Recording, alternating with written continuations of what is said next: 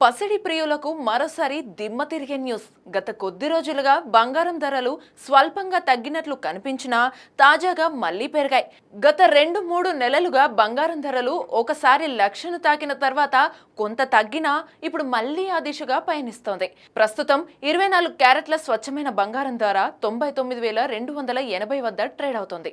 ప్రస్తుత America China వాణిజ్య సంబంధాలపై కొనసాగుతున్న చర్చలు ఇంకా ప్రపంచ మార్కెట్లలో నెలకొన్న ఆర్థిక పరిస్థితుల వల్ల భవిష్యత్తులో బంగారం ధరలు మరింత పెరిగే అవకాశం ఉందని నిపుణులు అంచనా వేస్తున్నారు.